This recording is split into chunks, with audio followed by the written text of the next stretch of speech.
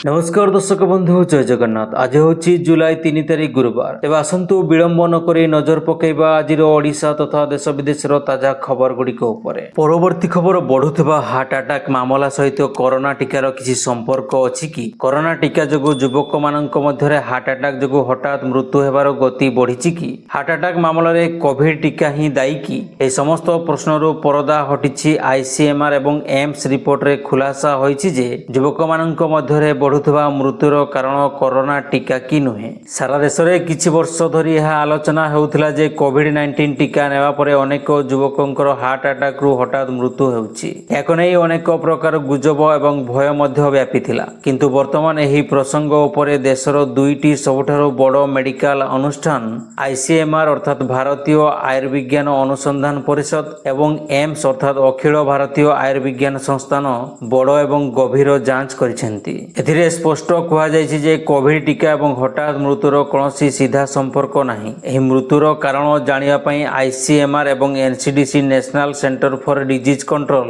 मिलित भाबरे दुईटी अलग अलग रिसर्च करथिले। गोटिए स्टडी पुराना डाटा आधार रे करा जायतिला एवं अन्यटी प्रकृत समय रे चालुछि। तेबे आसंतु जानिबा प्रथम एवं द्वितीय रिपोर्ट रे कोन कोन अछि। ICMR national institute of epidemiology मे रु अगस्त 2023 मध्य एही स्टडी करथिला। एथिरे 19टी राज्य एवं केंद्र शासित अंचलर 47टी बड़ हॉस्पिटल डाटा निया जायतिला। एथिरे 18 रु 45 वर्ष बयसर सही लोकमाननकु शामिल करा जायतिला जो माने पूर्वरु संपूर्ण सुस्थ देखा जाउथिले, किंतु अक्टोबर 2021 रु मार्च 2023 मध्यरे हठात तांकर मृत्यु होईगला। ए रिसर्च रो फलाफल स्पष्ट अछि जे कोविड-19 रो टीका नेबा द्वारा हठात मृत्युर विपद बढ़े नाही। द्वितीय स्टडी एम्स रो रिपोर्ट। एम्स दिल्ली वर्तमान आउ एक स्टडी करुछि। एथिरे देखा जाउछि जे युवक मानकर हठात मृत्युर प्रकृत कारण कोन। प्राथमिक रिपोर्ट कहूछि जे हार्ट अटैक एभली मृत्युर सबुठारु साधारण कारण अटे। एहा व्यतीत जेनेटिक अर्थात आनुवंशिक कारण एवं पुराना रोग मध्य अनेक मामला रे कारण हेउछि। रिसर्च रे एहा मध्य देखा जायछि जे गत किछि वर्ष रे हठात मृत्युर कारण गुड़िकरे कौनसी बड़ परिवर्तन होई नाही। कोविड टीका सहित मृत्युर कौनसी वैज्ञानिक किंबा मेडिकल संबंध विषय रे तथ्य मिली नाही। मृत्युर मामला गुड़िकरे अधिकांश कारण हेउछि लाइफस्टाइल, खाद्यपान, चिंता, मद, सिगरेट, आनुवंशिक कारण एवं पूर्वरु थिबा रोग। कोविड टीका संपूर्ण सुरक्षित अटे एवं एहा द्वारा लोकंक जीवन बंचिछि। वैज्ञानिक एवं सरकारक मध्यरे बिना कौनसी प्रमाण रे टीका उपरे प्रश्न उठाइबा विपदजनक होई पारे। एहा द्वारा लोकंक मध्यरे भय व्यापी पारे एवं टीका नेबारे द्विधा उपजि पारे। भारत सरकार स्पष्ट भाबरे कहिसेंति जे संपूर्ण भाबरे वैज्ञानिक रिसर्च एवं तथ्य उपरे आधारित नीति उपरे विश्वास करंती, जा द्वारा देशवासींक स्वास्थ्यर रक्षा करा जाई पारिबो। परवर्ती खबर बीएमसी अतिरिक्त कमिशनर को माड़ पर सारा राज्य में सृष्टि होईछि एमिति विचित्र स्थिति। लोकसेवा भवन ठारू आरंभ करी राज्यर प्राय समस्त जिलापाल ऑफिस, ब्लॉक कार्यालय, म्युनिसिपालिटी कार्यालय सबुआडे सुनसान। जेउठू शासन व्यवस्था चले प्राय सबु स्थान खाली पड़ी अधिकारी आसन। संबलपुर, सुंदरगढ़, केन्द्रापड़ा, बारिपदा, भद्रक, बालेश्वर, मालकानगिरी, कलाहांडी विशेषकर ओएस एवं ओआरएस अधिकारी आसी नथिबारु ठप हो जाइछि कार्य। भुवनेश्वर रे थिबा विभिन्न विभागीय मुख्य कार्यालय एवं बीएमसी ऑफिस रे मध्य समान दृश्य देखिबाकू मिलिछि। बीएमसी अतिरिक्त कमिशनर को आक्रमण पर समूह छुट्टी रे जाइछंती ओएस अधिकारी। ओआरएस मध्य कार्य रे जोग देई नाहंती। एथिसह राज्यर प्राय 15 कर्मचारी संघ पक्षरु अतिरिक्त कमिशनर को माड़ मरा जिबाकू निंदा करी सरकार को पत्र लिखिछंती। परवर्ती खबर बीजेपी राज्य सभापति मनमोहन सामल डाकिथिले, सेतिपई बीजेपी मुख्य कार्यालय को आसीथिले। राज्य सभापति सहित कथा हेली, तांको सहित मोर आलोचना होईछि। जेमिति गोटे परिवार रे आलोचना हुए सेहि भली आलोचना होईछि। बीजेपी वरिष्ठ नेता जगन्नाथ प्रधान गतकाली राति गणमाध्यम को एही प्रतिक्रिया दैछंती। तेबे श्री प्रधान दलीय नेतृत्व सहित कोन कथा हेले से नै मुह खोली नाहंती। सेहिपरि दल पक्षरु मध्य जगन्नाथ प्रधान सहित कोन आलोचना हला से नहीं जना पड़ी नहीं। भारतीय जनता पार्टी बीजेपी वरिष्ठ नेता जगन्नाथ प्रधान बुधवार संध्यारे भुवनेश्वर स्थित पार्टी कार्यालय को जाइथिले। से राज्य बीजेपी सभापति मनमोहन सामल एवं वरिष्ठ नेतृवृंद को दलीय कार्यालय रे भेटी आलोचना करथिले। से श्रृंखला कमिटी आगरे निजर मत रखिथिले। श्री प्रधान बीजेपी कार्यालय रे पहुंचिला परे किछि बड़ धरणर घटना घटियो बोली चर्चा जोर धरिथिला। तांकर समर्थक माने मध्य बीजेपी कार्यालय सामने भिड़ लगाइथिले। बीजेपी कार्यालय सामने ବ୍ୟାପକ ପୁଲିସ ମୁତୟନ ହୋଇଥିଲେ। ସେହିପରି ଖାରବେଳ ନଗର ଥାନାରେ ମଧ୍ୟ ପୁଲିସ ମୁତୟନ ହୋଇଥିଲେ। ଶ୍ରୀ ପ୍ରଧାନ କହିଛନ୍ତି, ମୁଁ ଆଗରୁ କହିଛି, ଏବେ ବି କହୁଛି, ଏହି ଘଟଣା ଦୁଃଖଦାୟକ ଏବଂ ନିନ୍ଦନୀୟ। ଏହାକୁ ମୁଁ କଡ଼ା ଶବ୍ଦରେ ନିନ୍ଦା କରୁଛି।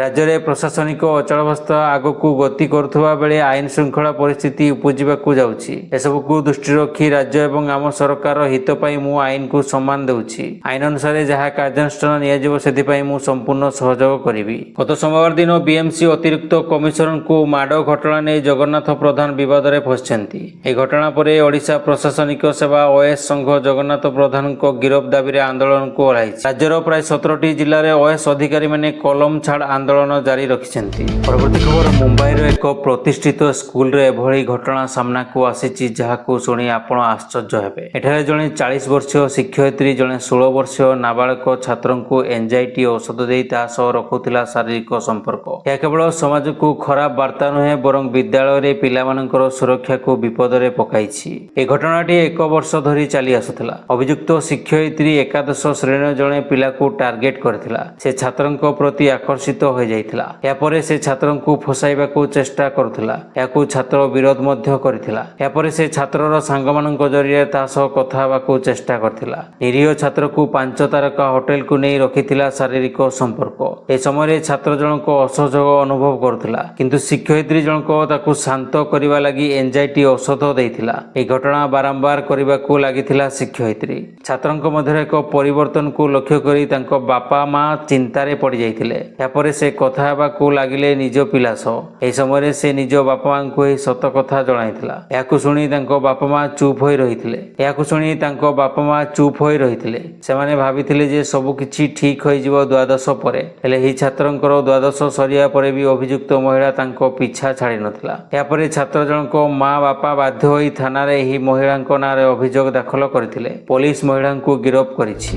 ପରବର୍ତ୍ତୀ ଖବର, ଜାପାନରେ ଆଉ ଏକ ବିମାନ ପ୍ରାୟ 26,000 ଫୁଟ ଉଚ୍ଚତାରୁ ଖସିବା ଦେଖି ଯାତ୍ରୀମାନେ ଏଥିରେ ଶେଷ ବିଦାୟ SMS ଲେଖିଥିଲେ। ଏହି ବୋଇଂ 737 ବିମାନଟି ଚାଇନାରୁ ଜାପାନର ରାଜଧାନୀ ଟୋକିଓ ଅଭିମୁଖେ ଉଡ଼ାଣ ଭରୁଥିଲା। ସାଙ୍ଘାଇରେ ବିମାନଟି ଉଡ଼ାଣ ଭରିବା ମାତ୍ରେ ଏଥିରେ ଏକ ସମସ୍ୟା ଦେଖାଦେଇଥିଲା ଏବଂ ହଠାତ୍ ତଳକୁ ଖସି ଆସିବା ଆରମ୍ଭ କଲା। ତଥାପି ଶେଷରେ ବିମାନଟି ସୁରକ୍ଷିତ ଭାବରେ ଭୂମିରେ ଲ୍ୟାଣ୍ଡିଂ କରିଛି।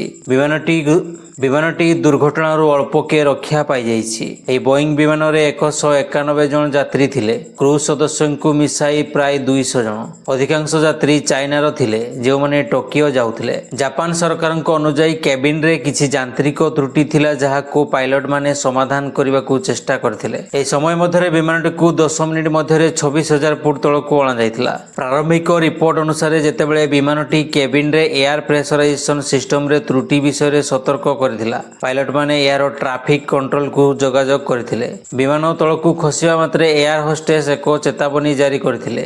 ଚେତାବନୀ ଶୁଣିବା ମାତ୍ରେ ବିମାନରେ ଆତଙ୍କ ଖେଳି ଯାଇଥିଲା। ଲୋକମାନେ ଚିତ୍କାର କରିବା ଆରମ୍ଭ କରିଦେଇଥିଲେ। କିଛି ଲୋକ ତୁରନ୍ତ ସୋସିଆଲ ମିଡ଼ିଆରେ ପୋଷ୍ଟ କରିବା ଆରମ୍ଭ କରିଥିଲେ। ସେହି ସମୟରେ କିଛି ଲୋକ ସେମାନଙ୍କର ଶେଷ ଇଚ୍ଛା ଲେଖିବା ଆରମ୍ଭ କରିଥିଲେ। ଜାପାନ ଏୟାରଲାଇନ୍ସ କହିଛି ଯେ ଏହା ସମସ୍ତ ଯାତ୍ରୀଙ୍କୁ ପ୍ରାୟ 10,000 ଟଙ୍କା କ୍ଷତିପୂରଣ ପ୍ରଦାନ କରିଛି। ଏନେଇ ବିମାନ କମ୍ପାନୀ ଦୁଃଖ ପ୍ରକାଶ କରିଛି। ପରବର୍ତ୍ତୀ ଖବର, ଅହମ୍ମଦାବାଦରୁ ଲଣ୍ଡନ ଯାଉଥିବା ଏୟାର ଇଣ୍ଡିଆର ବିମାନ AI-171ର ହୋଇଥିଲା ଭୟଙ୍କର ଦୁର୍ଘଟଣା। ଏବେ ଏହି ମାମଲାରେ ହୋଇଥିବା ଯାଞ୍ଚରେ ହୋଇଛି ବଡ଼ ଖୁଲାସା। ପ୍ରାଥମିକ ତଦନ୍ତରୁ ଜଣାପଡ଼ିଛି ଯେ 2ଟି ଇଞ୍ଜିନ୍ ଫେଲ୍ ହେବା କାରଣରୁ ଏହି ଦୁର୍ଘଟଣା ଘଟିଛି। Aircraft accident investigation bureau AAIB ସୂତ୍ରରୁ ଏନେଇ ସୂଚନା ଦିଆଯାଇଛି। ଏହି ବିମାନ ଦୁର୍ଘଟଣାରେ 241 ଯାତ୍ରୀ ଏବଂ ମେଡିକାଲ କଲେଜ ଛାତ୍ରଙ୍କୁ ମିଶାଇ ମୋଟ 270 ଜଣଙ୍କର ମୃତ୍ୟୁ ହୋଇଥିଲା। ଟେକ୍ଅଫ୍ର କିଛି ସେକେଣ୍ଡ ପରେ ବିମାନ ବେଶୀ ଉଚ୍ଚାକୁ ଯାଇପାରିନଥିଲା। ସିଧା ଯାଇ ଏକ ମେଡିକାଲ କଲେଜର ଛାତ ଉପରେ ପଡ଼ିଥିଲା। ଯାଞ୍ଚ ବେଳେ ସାମ୍ନାକୁ ଆସିଛି ଯେ ରାମ୍ ଏୟାର ଟର୍ବାଇନ୍ ରେଟ୍ କେବଳ ସେତେବେଳେ ସକ୍ରିୟ ହୁଏ ଯେତେବେଳେ 2ଟି ଇଞ୍ଜିନ୍ ବନ୍ଦ ହୋଇଯାଇଥାଏ। ଦୁର୍ଘଟଣାର ଠିକ୍ ପୂର୍ବରୁ ଏହା ସକ୍ରିୟ ହୋଇଯାଇଥିଲା। ପ୍ରାଥମିକ ତଦନ୍ତ ଅନୁସାରେ ବିମାନର 2ଟି ଜେନେରାଲ ଇଲେକ୍ଟ୍ରିକ୍ ଇଞ୍ଜିନ୍ ଲାଗିଥିଲା। AAIB ଏହି କଥାର ଯାଞ୍ଚ କରୁଛି ଯେ କ'ଣ ବିଜୁଳିର ଖରାପ ଇନ୍ଧନରେ ମିଶ୍ରଣ କିମ୍ବା ଇଞ୍ଜିନ୍ ନିୟନ୍ତ୍ରଣ ପ୍ରଣାଳୀର ବିଫଳତାର କାରଣରୁ ଏକା ସାଙ୍ଗେ ବିଜୁଳି ଚାଲିଯାଇଥିଲା।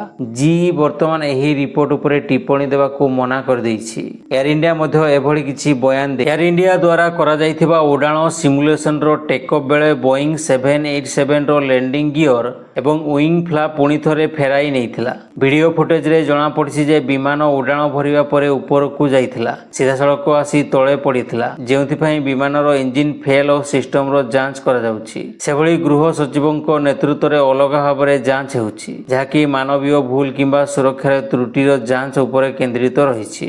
ସେପଟେ ବ୍ଲାକ୍ ବକ୍ସର ଯାଞ୍ଚ ଚାଲିଛି। ପରବର୍ତ୍ତୀ ଖବର, ଯେଉଁ ହିତାଧିକାରୀମାନେ ସିଏମ୍ କିଷାନ ପାଉଛନ୍ତି କିନ୍ତୁ ଏପର୍ଯ୍ୟନ୍ତ ପିଏମ୍ କିଷାନ ଟଙ୍କା ପାଇନାହାନ୍ତି, ସେମାନେ ତୁରନ୍ତ ନିକଟସ୍ଥ ସିଏସ୍ସି କେନ୍ଦ୍ରକୁ ଯାଇ କୃଷକ ପୋର୍ଟାଲରେ ନାମ ପଞ୍ଜୀକରଣ କରନ୍ତୁ ଏବଂ କୃଷକ ପୋର୍ଟାଲରେ ନାମ ପଞ୍ଜୀକରଣ କରିସାରିଲା ପରେ ପିଏମ୍ କିଷାନ ୱେବସାଇଟରେ ଯାଇ ଅପଡେଟ୍ କରନ୍ତୁ ଏବଂ ନିଜର ଜମିଜମା ତଥ୍ୟ ଏବଂ ଆଧାର କାର୍ଡ଼ ତଥ୍ୟ ଦେଇ KYC କରାନ୍ତୁ। ମିଡ଼ିଆ ରିପୋର୍ଟ ଅନୁସାରେ ଆସନ୍ତା ସପ୍ତାହରେ ପିଏମ୍ କିଷାନ ଟଙ୍କାର 20ତମ କିସ୍ତି ମିଳିବାକୁ ଯାଉଛି। ତେଣୁ ଏବେଠୁ ଏହି କାମ କରିଲେ ଆପଣ 20ତମ କିସ୍ତିରେ ଆପଣଙ୍କର ଟଙ୍କା ପାଇପାରିବେ। ପରବର୍ତ୍ତୀ ଖବର, ମୋହନ ସରକାରଙ୍କୁ ବର୍ଷେ ପୂରିଗଲାଣି, ଅଧାଗଢ଼ା ହୋଇପଡ଼ିଛି ମନ୍ତ୍ରିମଣ୍ଡଳ। ମନ୍ତ୍ରୀଙ୍କ ପାଖରେ ରହିଛି ଏକାଧିକ ବିଭାଗ।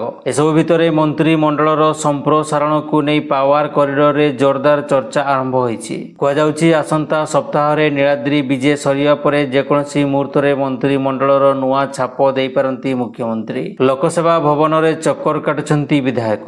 କିଏ ସମସ୍ୟା ନେଇ ମୁଖ୍ୟମନ୍ତ୍ରୀଙ୍କ ପାଖକୁ ଆସୁଛି, ଆଉ କିଏ ଭେଟିବା ଆଳରେ ମନ୍ତ୍ରୀ ପାଇଁ ଲବି କରୁଛନ୍ତି, ଆଉ କିଏ ପାୱାରଫୁଲ ମନ୍ତ୍ରୀଙ୍କୁ ଭେଟି ନିଜ ମନ କଥା କହୁଛନ୍ତି। କାରଣ ବିଧାୟକ ଆଭାସ ପାଇଗଲାଣି ଖୁବ୍ ଶୀଘ୍ର ମନ୍ତ୍ରିମଣ୍ଡଳର ସମ୍ପ୍ରସାରଣ ହେବାକୁ ଯାଉଛି। ସୁଯୋଗକୁ ହାତଛଡ଼ା ନକରି ନିଜ ନିଜ ଆଳରେ ଲବି ଚଳାଇଛନ୍ତି। ସେପଟେ ମନ୍ତ୍ରୀ ରବି ନାୟକ କହିଛନ୍ତି ମନ୍ତ୍ରିମଣ୍ଡଳ ସମ୍ପ୍ରସାରଣରେ ମୁଖ୍ୟମନ୍ତ୍ରୀ ନିଷ୍ପତ୍ତି ନେବେ। ପରବର୍ତ୍ତୀ ଖବର, ଦିଲ୍ଲୀ ମୁଖ୍ୟମନ୍ତ୍ରୀ ରେଖା ଗୁପ୍ତାଙ୍କ ନୂଆ ସରକାରୀ ବାସଭବନର ନବୀକରଣ ପାଇଁ 60 ଲକ୍ଷ ଟଙ୍କା ଖର୍ଚ୍ଚ ହେବ, ଯାହା ପାଇଁ PWD ଏକ ଟେଣ୍ଡର ଜାରି କରିଛି। ପ୍ରକୃତରେ ମୁଖ୍ୟମନ୍ତ୍ରୀ ରେଖା ଗୁପ୍ତାଙ୍କୁ 2ଟି ବଙ୍ଗଳା ଆବଣ୍ଟିତ ହୋଇଛି। 1 ନମ୍ବର ବଙ୍ଗଳା ତାଙ୍କ ବାସଭବନ ଭାବରେ ପ୍ରସ୍ତୁତ ହେଉଛି, ଯେତେବେଳେ ଦ୍ୱିତୀୟ ବଙ୍ଗଳାକୁ କ୍ୟାମ୍ପ ଅଫିସ ଭାବରେ ବ୍ୟବହାର କରାଯିବ। ବର୍ତ୍ତମାନ ରେଖା ଗୁପ୍ତା ଶାଲିମାର ବାଗରେ ତାଙ୍କ ବ୍ୟକ୍ତିଗତ ଘରେ ରହୁଛନ୍ତି। ପରବର୍ତ୍ତୀ ଖବର, ରାକ୍ଷୀ ପୂର୍ଣ୍ଣିମାରେ ସୁଭଦ୍ରା ଯୋଜନା ତୃତୀୟ କିସ୍ତି ଟଙ୍କା ମିଳିବ ବୋଲି ମୁଖ୍ୟମନ୍ତ୍ରୀ ମୋହନ ଚରଣ ମାଝୀ ଘୋଷଣା କରିଛନ୍ତି।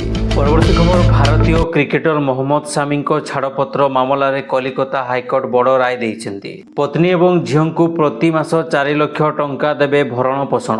ଜଷ୍ଟିସ ଅଜୟ କୁମାର ମୁଖାର୍ଜୀ ଏହି ରାୟ ଦେଇଛନ୍ତି। ହାଇକୋର୍ଟ କହିଛନ୍ତି ଯେ ସାମିଙ୍କଠାରୁ ତାଙ୍କ ପତ୍ନୀ ହସିନ ଜାହା ଏବଂ ଝିଅ ଅଲଗା ରହୁଛନ୍ତି। ସେମାନେ ଭରଣ ପୋଷଣ ପାଇବାକୁ ହକଦାର। ଏହାଦ୍ୱାରା ତାଙ୍କ ଝିଅର ଭବିଷ୍ୟତ ସୁଧାର ହୋଇପାରିବ। ତେଣୁ ସ୍ୱାମୀ ତାଙ୍କ ପତ୍ନୀଙ୍କୁ ପ୍ରତି ମାସ 1.5 ଲକ୍ଷ ଟଙ୍କା ଏବଂ ତାଙ୍କ ଝିଅକୁ 2.5 ଲକ୍ଷ ଟଙ୍କା ଭରଣ ପୋଷଣ ଦେବେ। ଏହା ପୂର୍ବରୁ ତଳ ଅଦାଲତରେ ମହମ୍ମଦ ସାମି ଏବଂ ହସିନ ଜାହାଙ୍କ ଛାଡ଼ପତ୍ର ମାମଲାରେ ଶୁଣାଣି କରିଥିଲେ। 2023ରେ କୋର୍ଟ ହସିନ ଜାହାଙ୍କୁ 50,000 ଟଙ୍କା ଓ ଝିଅଙ୍କୁ 80,000 ଟଙ୍କା ଭରଣ ପୋଷଣ ଦେବାକୁ ସ୍ୱାମୀଙ୍କୁ ନିର୍ଦ୍ଦେଶ ଦେଇଥିଲେ। ଏହି ରାୟ ବିରୋଧରେ ହସିନ ହାଇକୋର୍ଟରେ ଅପିଲ କରିଥିଲେ। ହାଇକୋର୍ଟ ଜଜ୍ ଅଜୟ କୁମାର ମୁଖାର୍ଜୀ ଏହି ମାମଲା ଶୁଣାଣି କରି ଏବେ ସ୍ୱାମୀ 4 ଲକ୍ଷ ଟଙ୍କା ଭରଣ ପୋଷଣ ଦେବାକୁ ନିର୍ଦ୍ଦେଶ ଦେଇଛନ୍ତି। 2018 ମାର୍ଚ୍ଚ ମାସରେ ହସିନ ଜାହା ଅହମ୍ମଦ ସାମିଙ୍କ ବିରୋଧରେ ଘରୋଇ ହିଂସା ଅଭିଯୋଗ ଆଣିଥିଲେ। ସ୍ୱାମୀ ବିରୋଧରେ ମ୍ୟାଚ୍ ଫିକ୍ସିଂ ଏବଂ ପରକୀୟା ପ୍ରୀତି ଅଭିଯୋଗ ମଧ୍ୟ ଆଣିଥିଲେ। ହେଲେ ଏଯାବତ୍ ଏହି ସମସ୍ତ ଅଭିଯୋଗ ସତ୍ୟ ପ୍ରମାଣିତ ହୋଇପାରି ନାହିଁ। ହସିନ ଜାହା ଏବେ ତାଙ୍କ ଝିଅ ସହ ଅଲଗା ରହୁଛନ୍ତି। ପରବର୍ତ୍ତୀ ଖବର, ଅନଲାଇନରେ ହୋଟେଲ ବୁକିଂ କରୁଥିଲେ ସାବଧାନ। ଫେକ୍ ୱେବସାଇଟ କରି ଠକେଇର ମାୟାଜାଲ ବିଛାଇଛନ୍ତି ଠକ। ରଥଯାତ୍ରା ଅବସରରେ ସକ୍ରିୟ ରହିଛି ସାଇବର ଠକେଇ। ହୋଟେଲ ବୁକିଂ ନାଁରେ ଠକେଇ ପାଇଁ କରାଯାଉଥିଲା ଉଦ୍ୟମ। ଖୋଲାଯାଇଥିବା 34ଟି ଫେକ୍ ୱେବସାଇଟକୁ ଠାବ କରାଯାଇଛି। ଏଥିମଧ୍ୟରୁ 24ଟିକୁ ବ୍ଲକ୍ କରାଯାଇଛି। କିଛି ଦିନ ତଳେ DOT ଦେଶର କୋଟି କୋଟି ମୋବାଇଲ ୟୁଜର୍ସଙ୍କୁ ସିମ୍ କାର୍ଡ ବନ୍ଦ କରିବା ନାଁରେ ଠକେଇରୁ ଦୂରେଇ ରହିବାକୁ କୁହାଯାଇଥିଲା। ଦୂରସଞ୍ଚାର ବିଭାଗ ଏହାର ଅଫିସିଆଲ ଏକ୍ସ ହ୍ୟାଣ୍ଡେଲ ମାଧ୍ୟମରେ ଏ ବିଷୟରେ ସୂଚନା ପ୍ରଦାନ କରିଥିଲା। ଏବ୍ୟତୀତ ଦୂରସଞ୍ଚାର ବିଭାଗ ନକଲି କଲ୍, ମେସେଜ ଇତ୍ୟାଦି ରିପୋର୍ଟ କରିବାକୁ କହିଛନ୍ତି। ଏହା ସହିତ ସିମ୍ ସ୍ୱାପ୍ ଠକେଇରୁ ଦୂରେଇ ରହିବାକୁ କହିଛନ୍ତି। ଆଜିକାଲି ଅନେକ ବ୍ୟବହାରକାରୀ ରିପୋର୍ଟ କରିଛନ୍ତି ଯେ ସେମାନଙ୍କୁ ଟେଲିକମ୍ ବିଭାଗର ନାଁରେ କଲ୍ ଆସୁଛି ଏବଂ ସେମାନଙ୍କୁ ସେମାନଙ୍କର ସିମ୍ ବନ୍ଦ କରିବାକୁ କୁହାଯାଉଛି। ପରବର୍ତ୍ତୀ ଖବର, ବିଶ୍ୱରେ ଅଜବ ଏବଂ ଆଶ୍ଚର୍ଯ୍ୟଜନକ ଘଟଣା ଘଟୁଛି। ଥାଇଲାଣ୍ଡରେ ମଧ୍ୟ ସମାନ କିଛି ଦେଖିବାକୁ ମିଳିଛି। ଥାଇଲାଣ୍ଡର ପ୍ରଧାନମନ୍ତ୍ରୀ ପାଟୋଟାନ୍ ସିନାୱାତ୍ରାଙ୍କୁ ନିଲମ୍ବିତ କରାଯାଇଛି। ସେଠାକାର ସାମ୍ବିଧାନିକ ଅଦାଲତ ତାଙ୍କୁ ନିଲମ୍ବିତ କରିବା ପାଇଁ ଏକ ବଡ଼ ନିଷ୍ପତ୍ତି ନେଇଛନ୍ତି। ପ୍ରକୃତରେ କାମ୍ବୋଡିଆ ଦେଶ ସହିତ ଚାଲିଥିବା କୂଟନୈତିକ ବିବାଦ ପରେ କୋର୍ଟ ଏହି ବଡ଼ ନିଷ୍ପତ୍ତି ନେଇଛନ୍ତି। ତାଙ୍କ ଉପରେ ନୀତି ନିୟମ ଉଲ୍ଲଂଘନ କରିବାର ଅଭିଯୋଗ ଆଣିଥିବା ଆବେଦନର ସର୍ବସମ୍ମତିକ୍ରମେ ଶୁଣାଣି ହୋଇଥିଲା। से थाईलैंड सेनार जड़े वरिष्ठ अधिकारी को समालोचना कर अंकल डाकिथिले, जहाँ थाईलैंड रे सेनार प्रभाव को विचार को नहीं एक बड़ प्रसंग हो जाइथिला। एही परिस्थिति रे प्रधानमंत्री को कार्यर निलंबित करने सपक्ष में 7-2 भोट पड़िथिला। या परे संवैधानिक अदालत राय देई कहिसेंती जे प्रधानमंत्री को जुलाई 1 रु तांको कार्यर निलंबित करा जाउछि। कौनसी देशर प्रधानमंत्री को पदरे थिबा समय निलंबित करबा एक बड़ कथा। एपरी परिस्थिति रे आमको जानिबा आवश्यक जे भारतर मध्य प्रधानमंत्री विरुद्ध एपरी परिस्थिति रे आमको जानिबा आवश्यक जे भारत में मध्य प्रधानमंत्री विरुद्ध एपरी कौनसी कार्यानुष्ठान संभव कि? तेबे भारत में प्रधानमंत्री कार्यकाल 5 वर्ष पई होइथाय। प्रधानमंत्री कार्यकाल पई कौनसी समय सीमा नहीं। तेणु राष्ट्रपति उपरे विश्वास रहिबा शर्तरे जड़े प्रधानमंत्री अनिर्दिष्ट काल पई प्रधानमंत्री पदवी रे रही पारिबे। यार अर्थ हेउछि जे जड़े व्यक्ति केवल सेतेबेले पर्यंत प्रधानमंत्री पदरे रही पारिबे जे पर्यंत लोकसभा रे संख्या गरिष्ठता तांको विरुद्ध रे विश्वास रे थाय। किंतु अन्य परिस्थिति रे प्रधानमंत्री कार्यालय 5 वर्ष पूर्व मध्य शेष हो जाए। जदि कौनसी कारण लोकसभा प्रधानमंत्री विरुद्ध रे अनास्था प्रस्ताव पास करे एवं कौनसी कारण प्रधानमंत्री संसद सदस्यता अकामी हो जाए, तेबे प्रधानमंत्री तांको पदरु इस्तीफा दे पारिबे एवं राष्ट्रपति निकट में लिखित भाव में इस्तीफा पत्र दाखल करि पारिबे। किंतु भारत में प्रधानमंत्री को निलंबित करिवार एपरि कौनसी नियम नाही। दर्शक बंधु, चैनल टी को जदि एबे जाय सब्सक्राइब करे नाहंती तेबे सब्सक्राइब करी पाखर थिबा ऑल बेल नोटिफिकेशन आइकन टी को दबाई दियंतु, जहा फल रे प्रत्येक दिन सर्वप्रथमे आपण ताजा खबर गुडी को जानि परिबे। एवं वीडियो टी आपण केउ जिल्ला रो देखुछंती कमेंट माध्यम रे जणांतु।